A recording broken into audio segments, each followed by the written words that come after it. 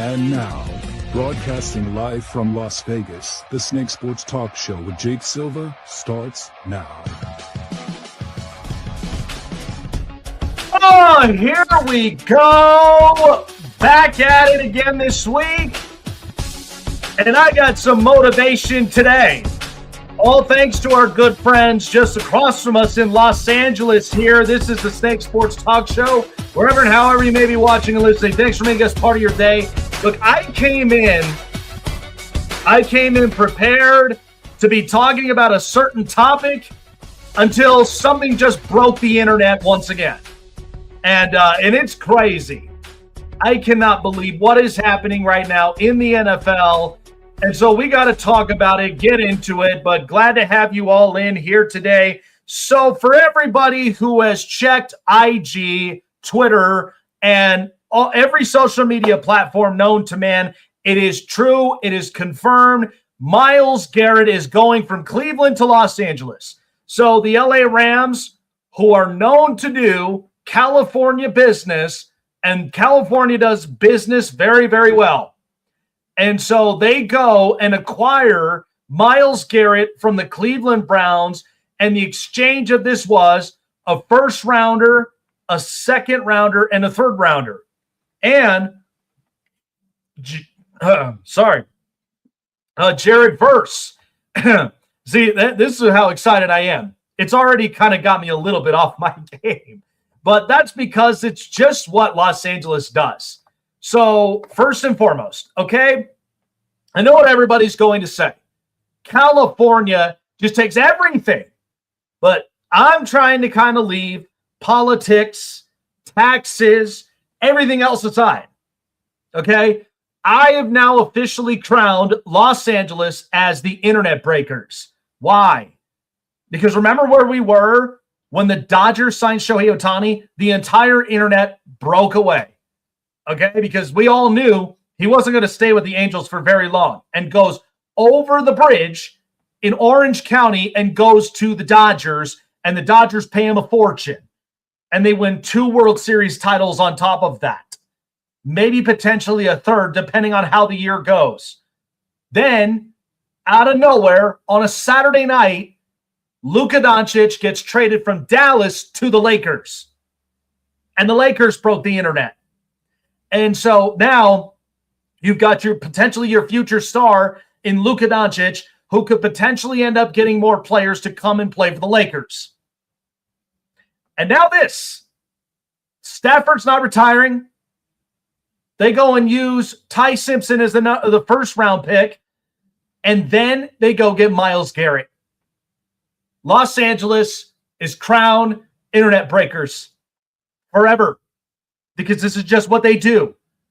And you know what's funny about this is, right, is the other teams that we look at in Los Angeles or around in the entire California tri-state is the Angels, the Chargers, and USC football. They've been looking really, really well. UCLA, I don't know when they're going to end up getting back on their high horse. But this is insane.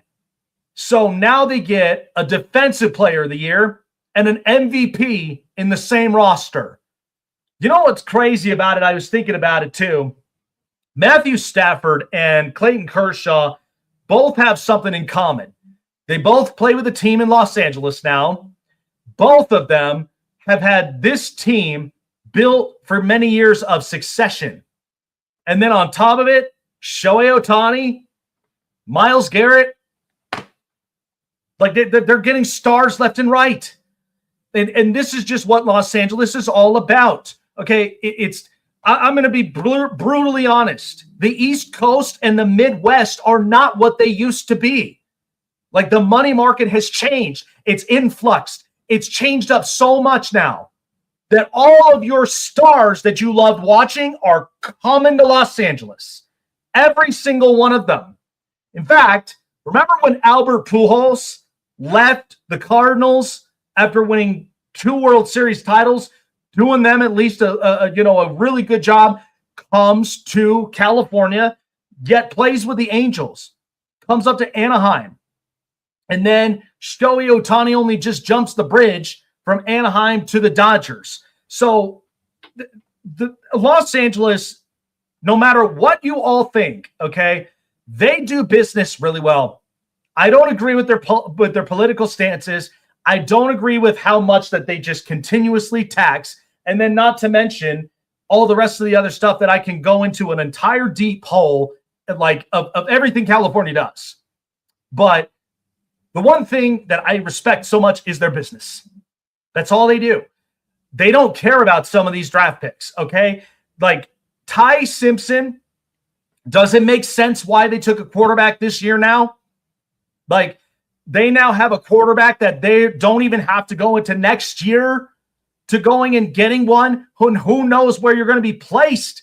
You're probably going to end up being placed out of the first round if you're lucky. So now they go and get their future star quarterback, and he's going to ultimately be the future of this franchise once Stafford's retired. But on top of that, Myles Garrett is 30 years old.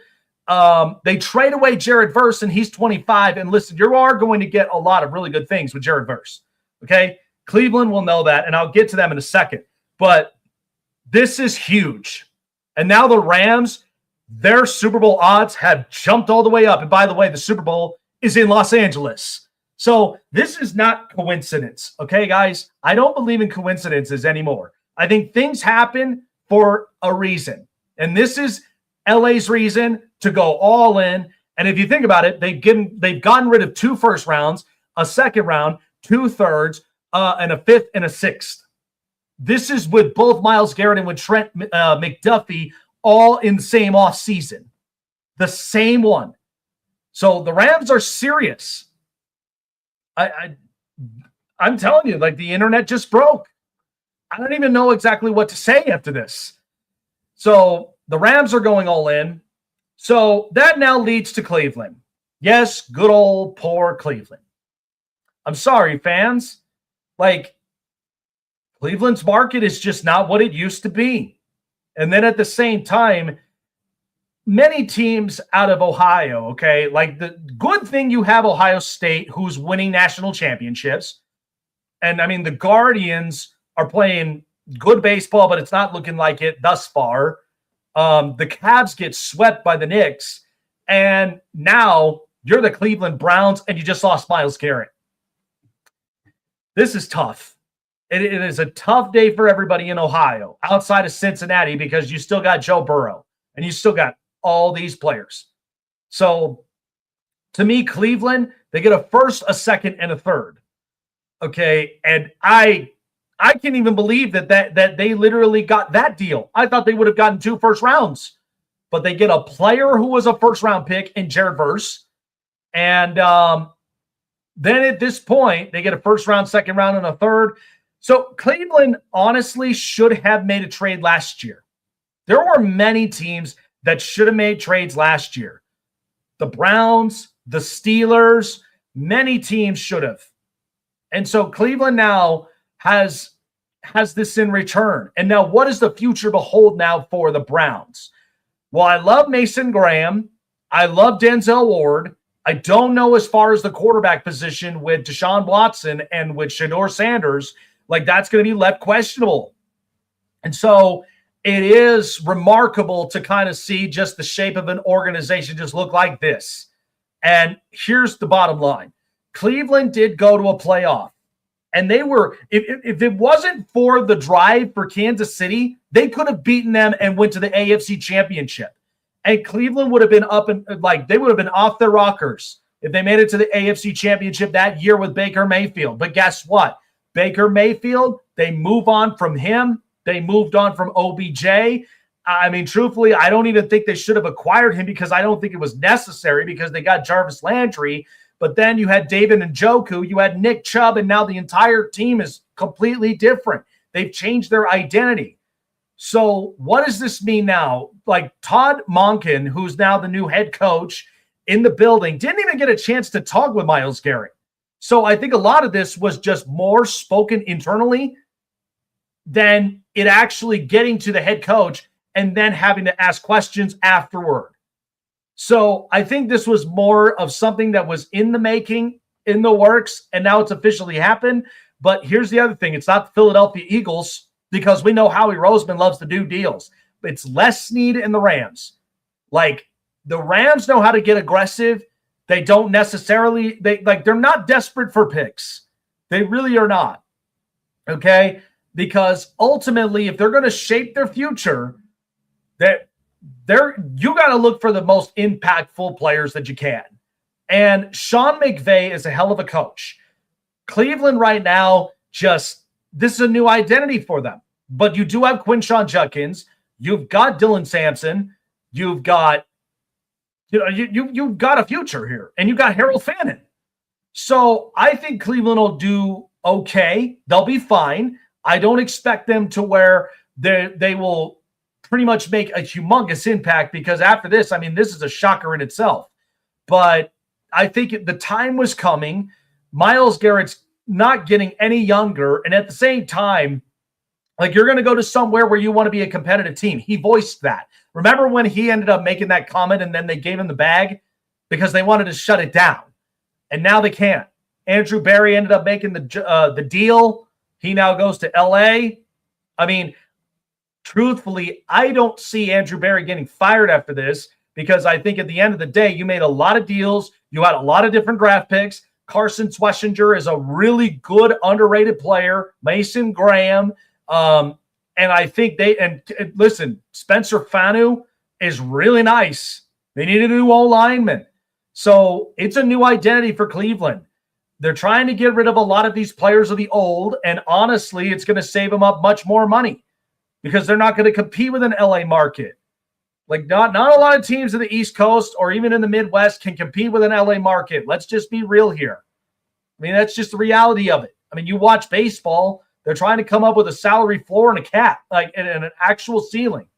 So I think for Cleveland, yeah, this may end up stinging a bit, and I feel bad for fans because at the end of the day, they want something better for Cleveland, but this is just what it is.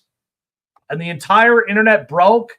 Like, I had something else intended, but I had to get to this one because that's what the NFL does. Because when you go through the offseason, the draft, and you get into this in the post June 1st.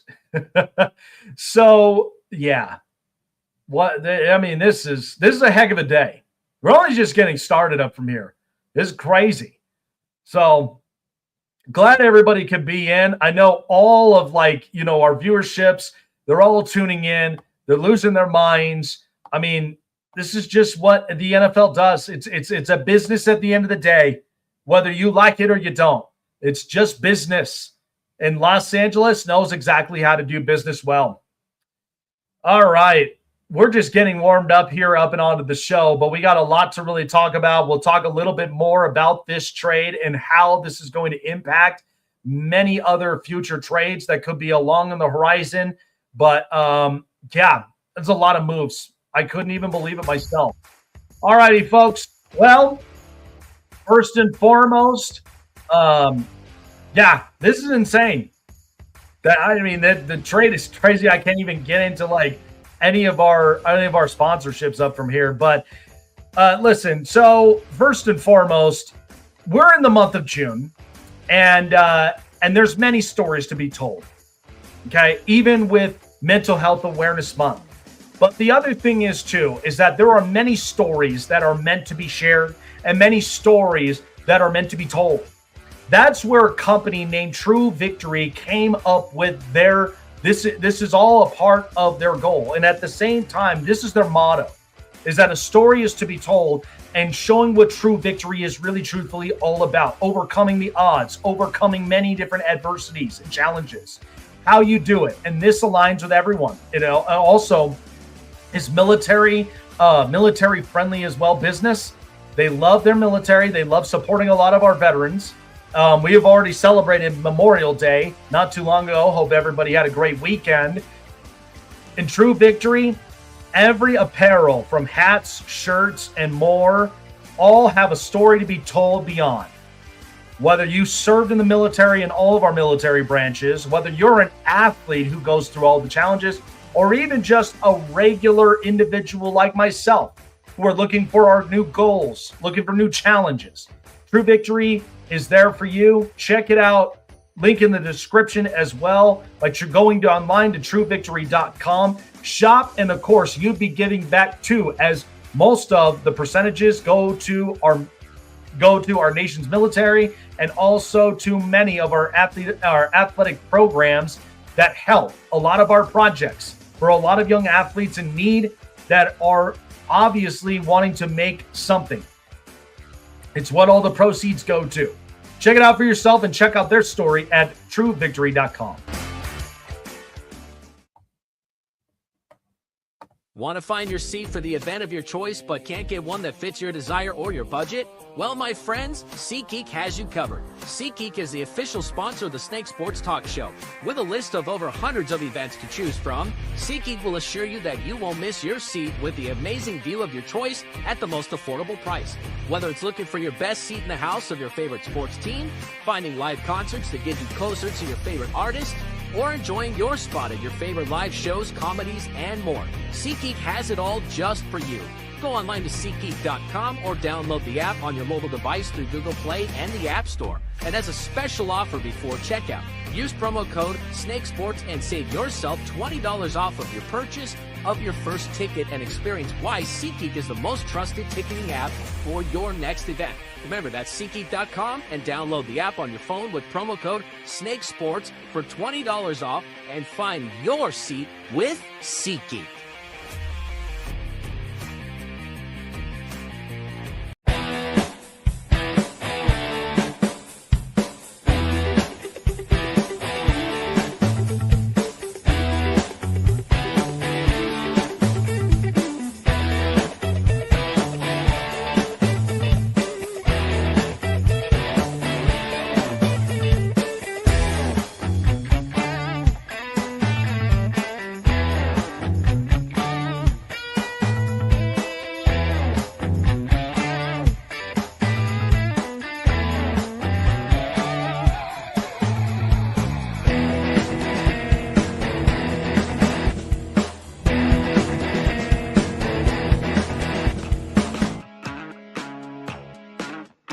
I'm still recovering from this Myles Garrett trade to the Los Angeles Rams, as I'm sure all of you are as well. Welcome back up and onto the show. We are here to talk all about it. So everybody right now on the internet has just lost their marbles. They're all tweeting about it. They all posted up stories. Like it's crazy how one influential move like this could just literally stop a person's day and then get on it, and then they feel some type of way. It's all over the place. It's all over in a lot of different sports podcasts, sports shows. It's everywhere. So here's the thing. All right.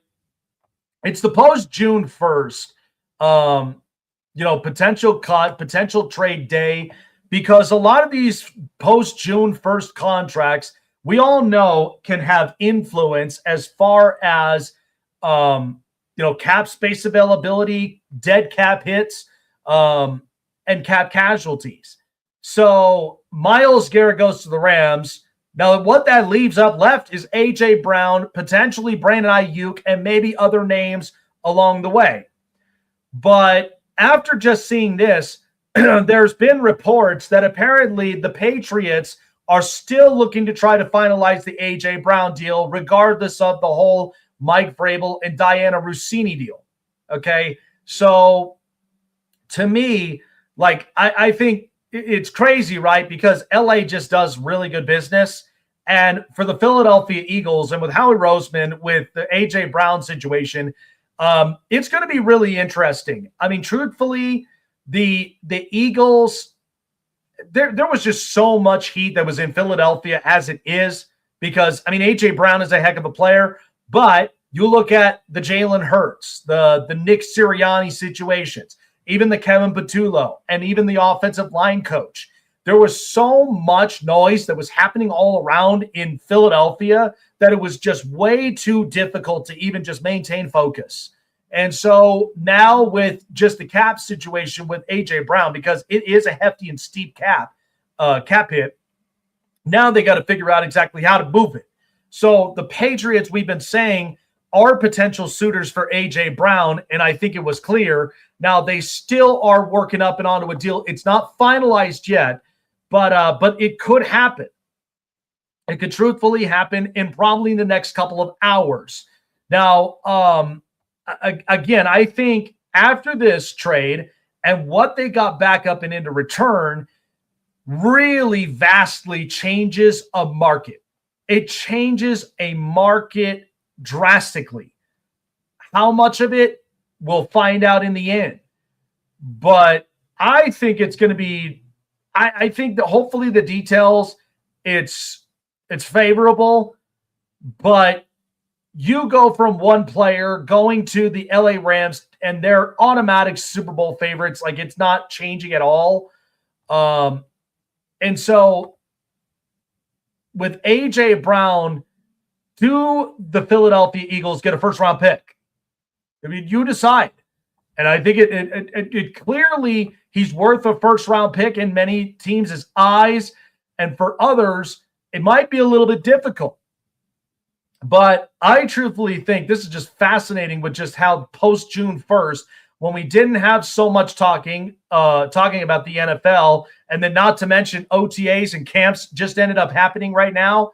Like, there was just something that needed to happen. And now with it influencing others, I mean, you got to think about with the Brandon Ayuk situation. I mean, if the Niners decide to cut Brandon Ayuk, I think right now they're just not focused because of just what happened with the one division rival just getting Myles Garrett.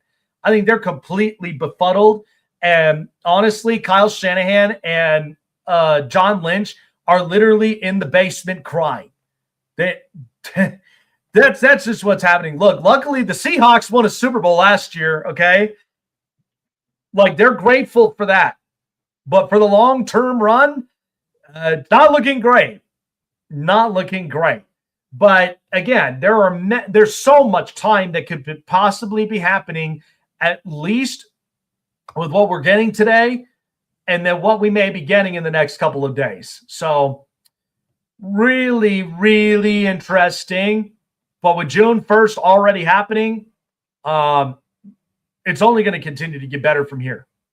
Let's get to the news. And now, here we go. Hey, everyone, it's story time. This is the Hot Press. While we had big breaking news out of Los Angeles, we're going to the other coast, and that is in the East Coast into New York. As just officially, the New York Giants have made moves to bolster up their wide receiving room with Malik Neighbors coming back from injury. They lost Wan'Dale Robinson. They've got Darius Slayton, who had some inconsistencies. And so now the New York Giants, with their new head coach, John Harbaugh, they are now bringing in wide receivers, Odell Beckham Jr., Juju Smith-Schuster, and Braxton Berrios on contracts after all three of them came out for a workout, and they are coming to New York. OBJ, a reunion after all these years, is coming back to New York. So the Giants were deliberate throughout the process of potentially signing the 33-year-old wide receiver as a free agent. And John Harbaugh has had history with Beckham in 23 in Baltimore, and said they maintained a really good relationship where he had caught 35 catches for 565 yards and 3 touchdowns that season. So it circled all the way back around. Now, does Odell Beckham honestly look the same as he once did? Probably not. But to come back into familiar territory in New York, I think honestly helps out a little bit more of just getting them out there that this is going to be a brand new Giants team.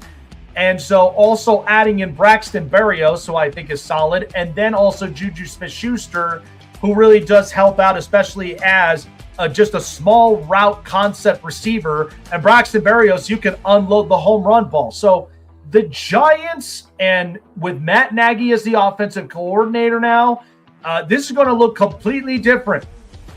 So, I mean, I this team currently, I mean, they've got so this is a receiving core now. Malik Neighbors, Darius Slayton, Calvin Austin, Darnell Mooney, Ryan Miller. They brought back Isaiah Hodgins after they had lost Wan'Dale Robinson, and now OBJ, Braxton Berrios, and Juju Smith-Schuster. That's a lot of receivers in New York. And so this is a completely different Giants team. But I will say, though, I mean, they do love Jackson Dart. And ultimately, they want to build success around their future star quarterback. So to me, I think Jackson Dart has plenty of weapons to really distribute around. And I think this makes complete sense. It's understandable. I think, for the Giants, they really have been looking forward to changing up their offense and the identity of what this team really does stand for. So I think in the end, this is a great move. I think it's going to work out pretty well and will definitely help out. Now, as far as for a Giant who right now, he was under contract and now he is basically stepping away. He's not retiring. Okay, honestly, let's get this out of the way.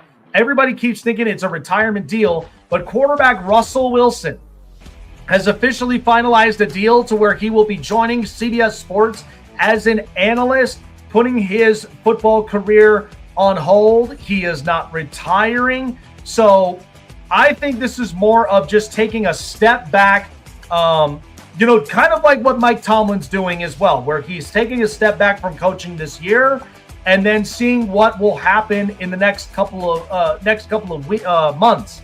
So I think in the end, Russell Wilson, like many guys have enjoyed coming up and onto CBS Sports, like Matt Ryan, J.J. Watt, like many former players have absolutely loved working at CBS Sports. So to me, I don't think this is honestly, I don't have an issue and a problem with this at all. I think, Russell Wilson, it's just really sad how it turned around, a career where he was getting to Super Bowls, he was winning a Super Bowl, and now all of a sudden he's going to be an analyst. So, I mean, this is a good thing. It's a good thing for Russell Wilson. It's a good time to, take at least a slight step back and let's just see what happens.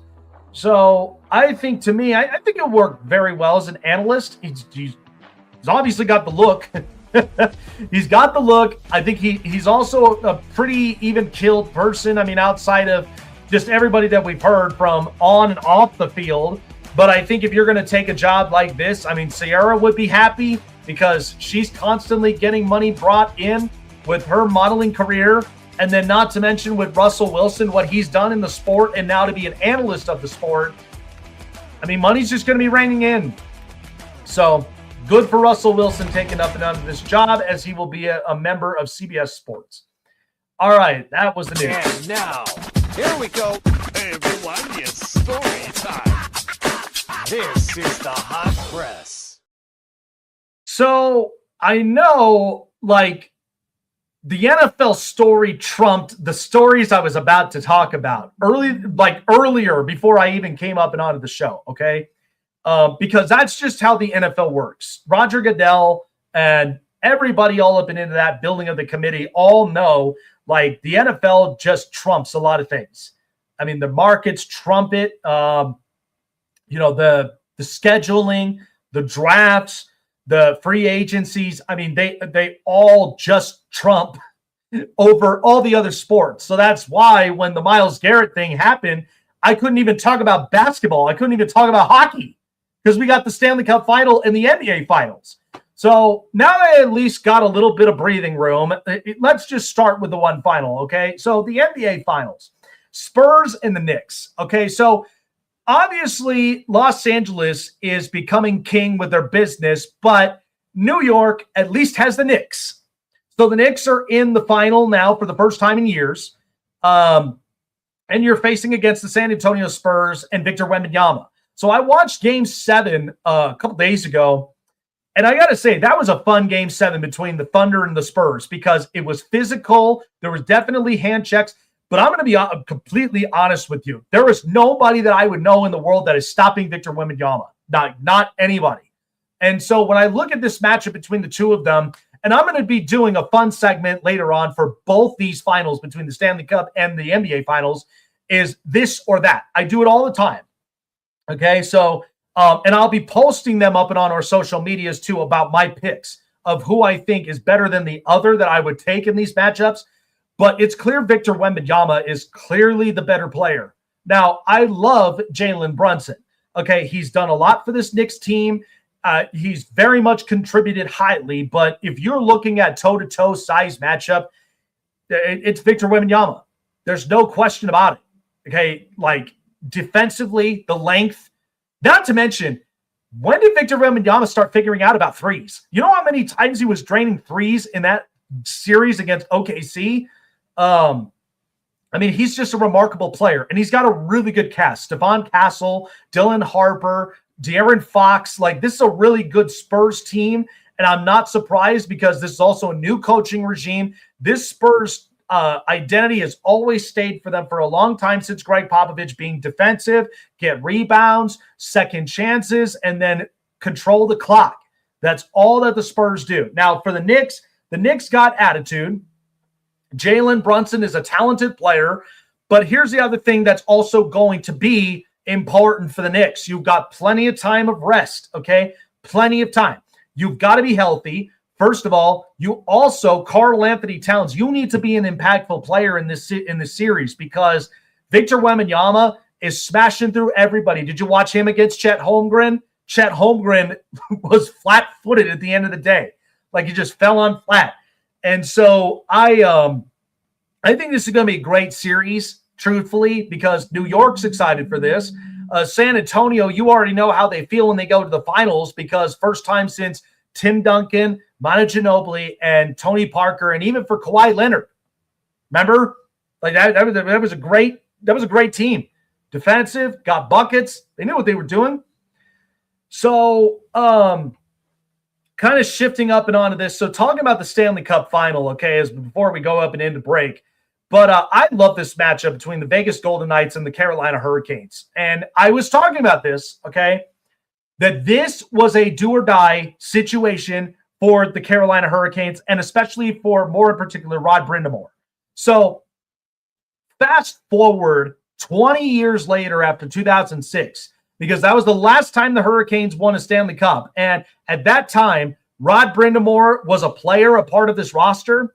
And Cam Ward, not the football Cam Ward that we know and we love in Tennessee, but there was a goaltender named Cam Ward who also was lightning out of a bottle. And he was a really good goaltender and just was absolutely dominant in that entire Stanley Cup playoffs.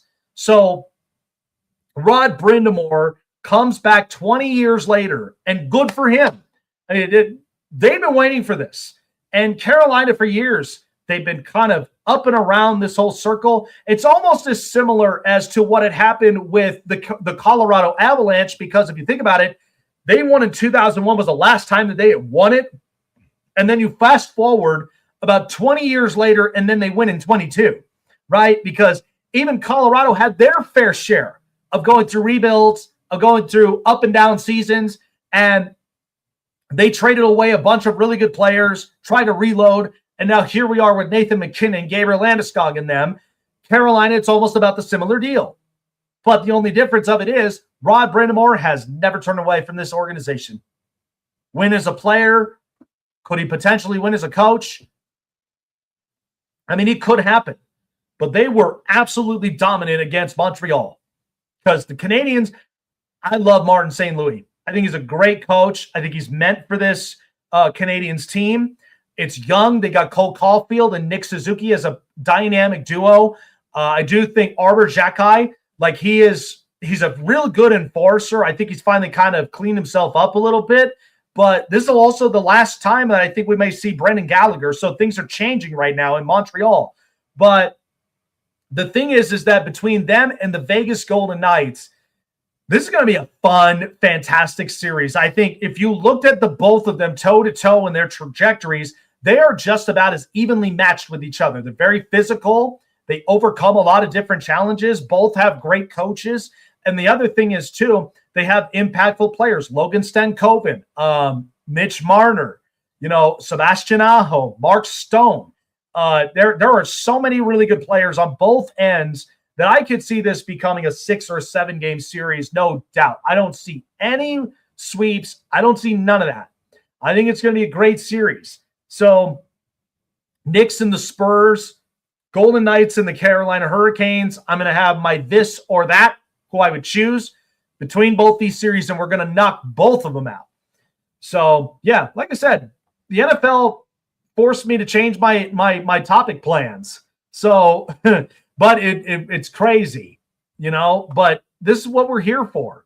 I mean, the internet breaks. Everybody's freaking out. Everybody wants explanations.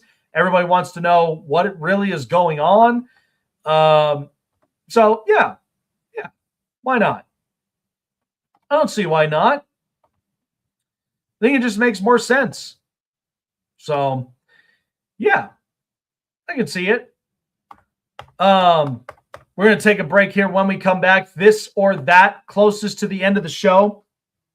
Also discussing a little bit more about, just the NFL in general after this just happened. I mean, it's reshaping the markets big time. It's also reshaping how teams are really setting up their teams now, because the Niners, they're feeling pretty depressed after this. The Seahawks, good thing they won a Super Bowl this past year. And, I mean, the Cardinals, let's be honest, Cardinals really just did it to themselves. I mean, I'm excited to see Jeremiah Love. Not going to lie. Carson Beck, maybe. But it is just an absolute madhouse. All right, we're going to take a break here. We will be back here on the Snake Sports Talk Show. Don't go anywhere.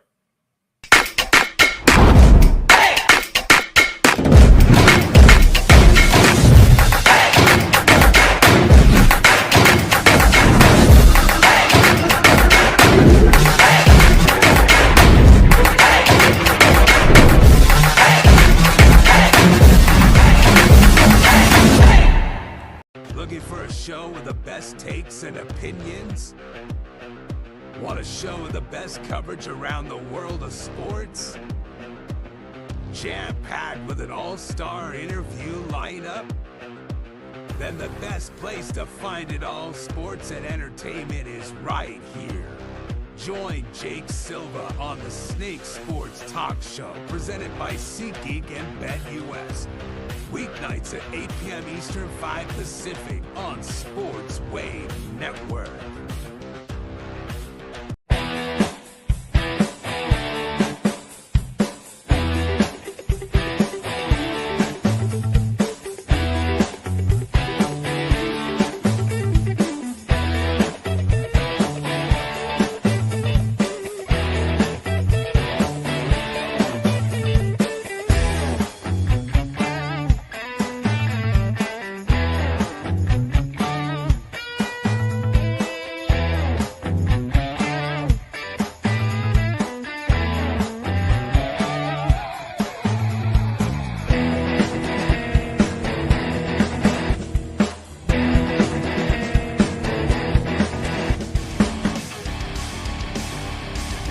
Welcome back here up and onto the show, folks. We had so much to talk about, but we are going to do our this or that for both the Stanley Cup final and for the NBA finals. So let's do it. All right, here we go. This or that Stanley Cup final edition between the Vegas Golden Knights and the Carolina Hurricanes. So who would I choose from this point here between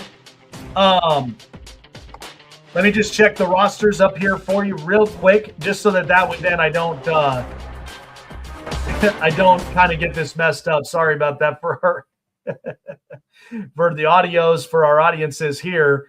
Yeah,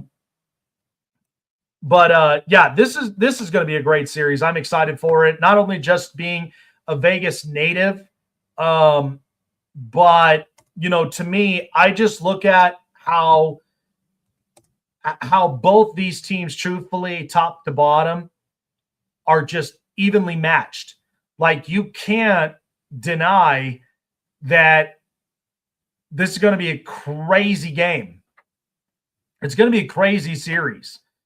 And I think when it's all said and done, I mean, you're going to see exactly who the best team coming out of this is. I mean, top to bottom. And even when I look at, when I just look at top to bottom of roster builds and such, it is crazy. So, all right. Now that I got that, oh,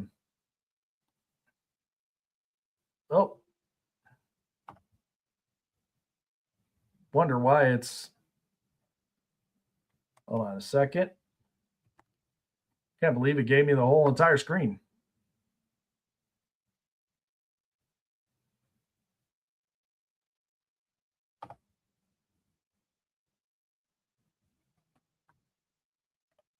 Hold on here, guys. Got a little bit of a technical difficulty here.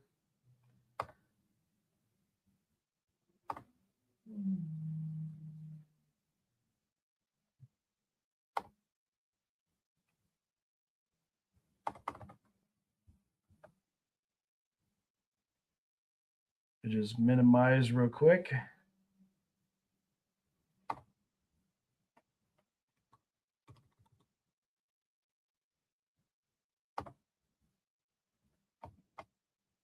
Okay, there we go. Yeah, I was like, I don't know why my tabs was not working. Okay, here we go.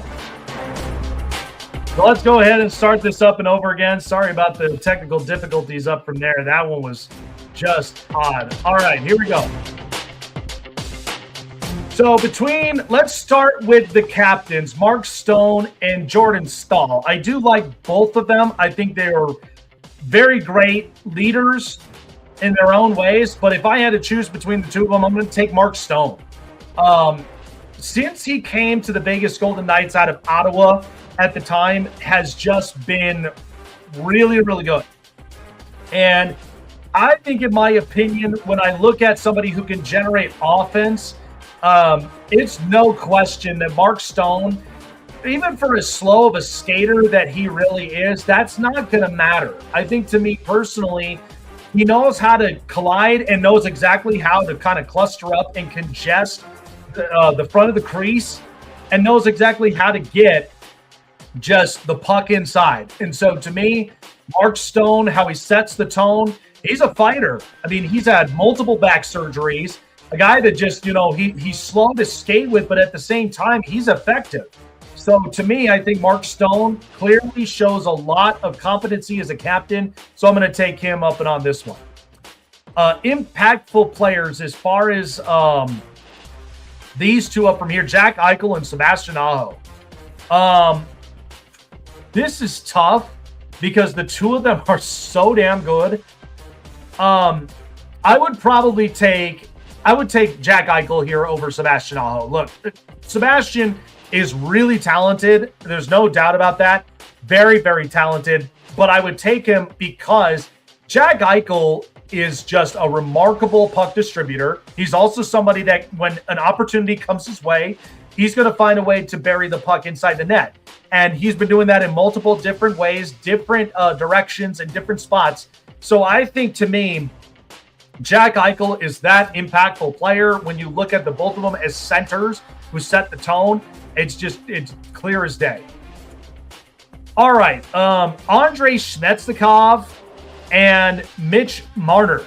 So right now, the way that I look at it and how things have been playing out, I'm going to take Mitch Marner in this series because he is arguably the best player right now in the postseason, going up and into the Stanley Cup final.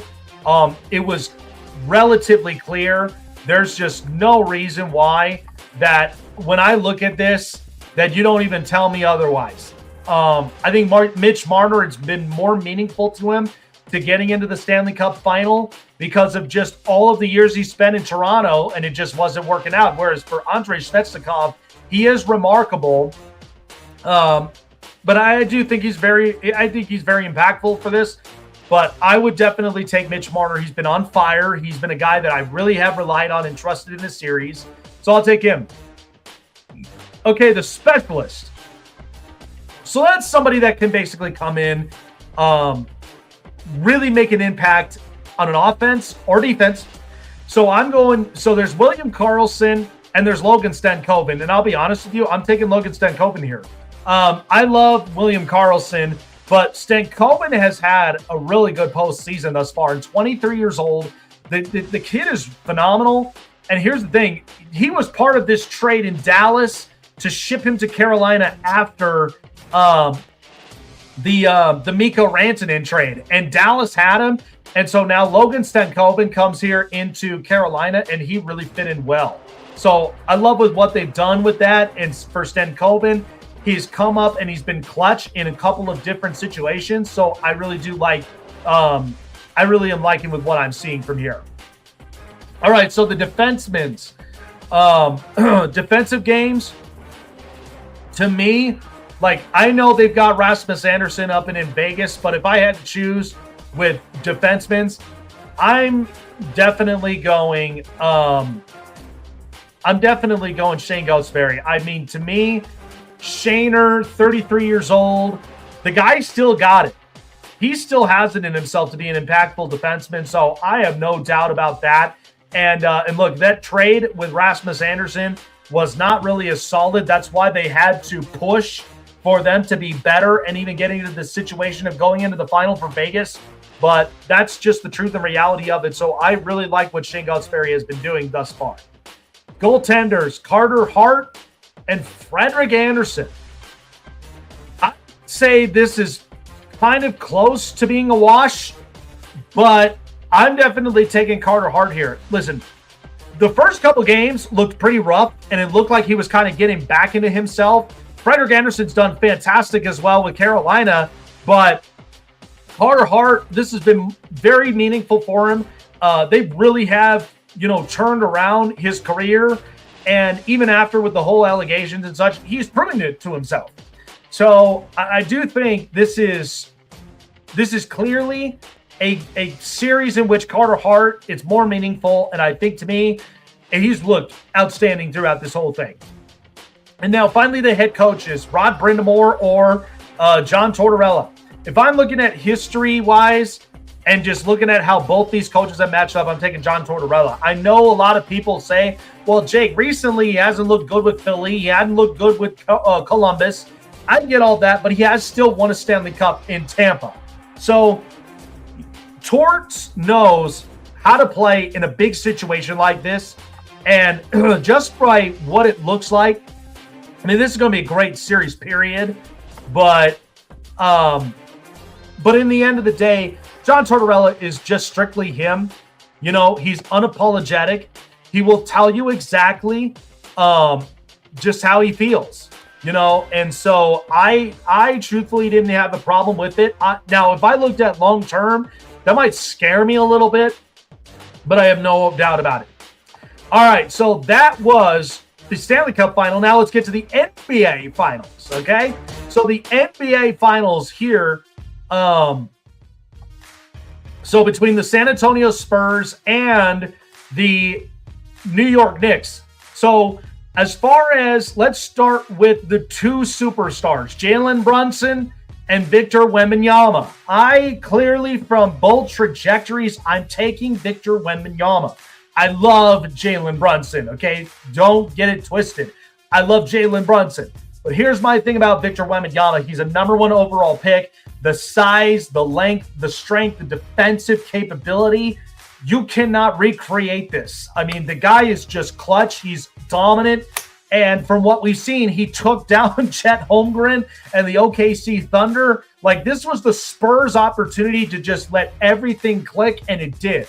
So I'm taking Victor Wembanyama over Jalen Brunson. But Brunson, I have a soft spot for after everything that he's poured into for this Knicks team. So, all right. So the duo player, which I would say De'Aaron Fox, and I would probably go with I would definitely go with Karl Anthony Towns. So to me, I'd take Karl Anthony Towns. I think this has been so meaningful for him because to me, offensively, he's truthfully a tremendous player. He has overcame a lot in his life. I mean, he's lost 2 of the people in his life, just loving family, lost both of them in different years. So this has been more meaningful to get into the finals, which is why I'm kind of rooting for Karl Anthony Towns to get this. But he has to come up clutch defensively, and especially as a duo next to Jalen Brunson. Like, I think it can happen, but Karl Anthony Towns, we know offensively he's really, really good.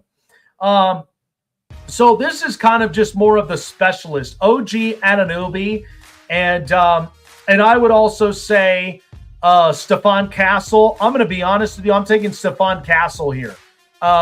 Castle, very defensive, moves the ball around, really good shot opportunities. So I think, to me, this is a guy that can really, step in and be that kind of specialty, whatever the Spurs really need in the middle of the series, whether you're trying to get possession of the ball to control the clock or you're trying to get the ball back to get your offense going. So I think Stephon Castle really has become impactful for the Spurs. So I'm going to take him over OG Anunoby. So the shot specialists. So you've got Landry Shamet and Dylan Harper. To be honest, I love what Landry Shamet did here earlier on, and he's been really good off the bench. But I'm going to take Dylan Harper.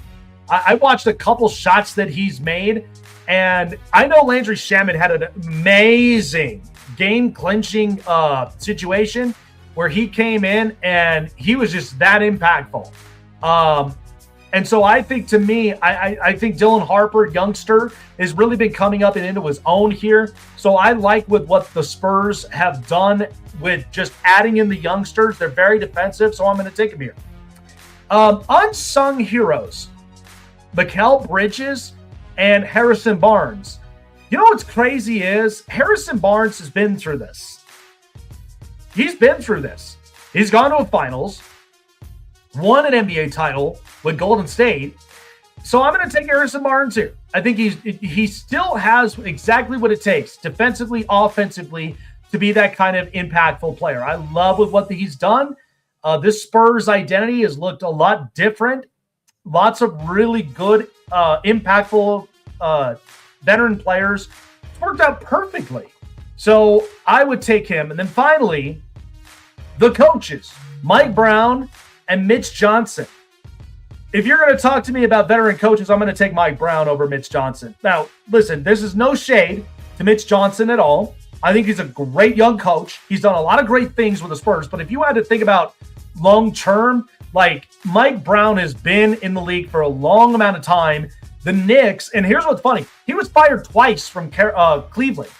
Knocks Cleveland out and, in fact, sweeps them to go into the final. So it's been very meaningful for Mike Brown to be in this situation. And after all the years that he's kind of poured into this league, Mitch Johnson is just kind of coming in, getting his feet wet after filling in the shoes of Greg Popovich. It's worked out really, really well for him. So I'm going to definitely take Mike Brown, but I love Mitch Johnson. I love what he's done with the Spurs team. So I've had no problems up from here with that. So there you go. This or that. I love doing these because at least here's the thing. It's unbiased. And at the same time, you're if you were looking at toe to toe on both of these players from each side throughout the series, like you're taking the best player amongst themselves. And I truthfully think with the Stanley Cup final, it's evenly matched. I do think for the Knicks and for the Spurs, the only difference is that the Spurs have Victor Wembanyama and the Knicks have just a cast of just these guys with attitudes. That's what the Knicks are. That's what they're doing. To me, I love it. I think there's just so much you can really think about with this series and the way it's going to be going here soon. So Stanley Cup final tomorrow night, and then the NBA finals starting Wednesday night. And we will be live up and onto the show as well talking about it. So, all right, Myles Garrett goes to Los Angeles. I'm still speechless. I'm serious. Like I did not expect to start up my show basically talking about the NFL, and this is just what the NFL and Roger Goodell does. So what does this mean for in the future with future contracts, and even for teams who are really trying to build around their roster. Like, I know the biggest thing NFL teams try to do and make happen is you're ultimately trying to build the best teams. Okay. And in order to do that, you got to go through the draft. You got to go through free agency. And when you look at some of these contracts, right, because some of the contracts really haven't worked out for some, and you can tell it's just remarkable what the NFL does when we just see a move like Myles Garrett just go to LA. And the thing is, LA has deeper pockets. Okay. They got great shareholders. These are guys that they're not afraid to make aggressive moves. Les Snead is not afraid to make aggressive moves. I mean, we watch Philadelphia with Howie Roseman. He's not afraid to make aggressive moves. We watch so many other GMs in this league make aggressive moves. But if you really think about it, right, the Rams were not desperate. In fact, I don't even know if this was necessarily a need for Myles Garrett because they were already a great team. They already were. They added Myles Garrett because they want to supplement on top of what they got. And now they're clearly Super Bowl favorites. The Super Bowl's in Los Angeles, so there's no coincidence here. So I'm telling you, I think in the end, Les Snead, the Rams, and Sean McVay, they just know how to do business. And if this is the opportunity for them to go and win a Super Bowl this year, Stafford will retire, and the team is going to be just fine. I'm sure they're probably going to pay the price a little bit because of the future draft picks that they're going to be losing, but it's well worth it. And not to mention, the Ty Simpson pick makes so much sense now, doesn't it? Because they weren't waiting for next year to go and get a quarterback. They wanted to get one right now. They have a smart, offensive-minded coach. You got Matthew Stafford, who you're going to be learning from, who's been in the league for a very long time. And now you shook up your division. You shook up the NFC. And I think you shook up the entirety of the NFL. And we're not even through the thick of it yet. This is only just the first day of post-June 1st. So there's probably going to be a couple more moves yet to be made. But this is incredible.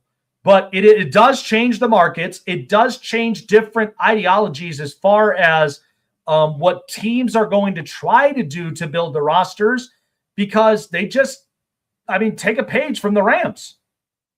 They don't give away too much of your draft capital, but try to find a way to build through the draft, get key free agents who can really work the chemistry in the locker room, and then go on a run. Build your relevancy, build your culture and your consistency. And the more times you do that, that's a 3-5 year plan. And once you do that, get aggressive with a move that can help you to supplement to go and win a title. That's just what the Rams do. Dodgers do this. Lakers, we're waiting on them. They're doing it with Luka Doncic. And the Rams, would you be shocked if Aaron Donald ends up coming out of retirement and joins his roster? I wouldn't be. This team's too good. And you want to go and win another ring, and then you can walk off and into the sunset. Stafford, Donald, and Sean McVay, they can walk out of the sunset and just be dominant, be great. and the Rams, like they'll be a great team themselves too. Just absolute pure insanity. Well, we got so much left to talk about in our next episode of the Snake Sports Talk Show, but appreciate all of you guys for being here today after the incredible, historic, and insane move that happened in the NFL today. We appreciate all of you guys for hanging with us here on the Snake Sports Talk Show. Take care of yourselves, and we will see you guys soon.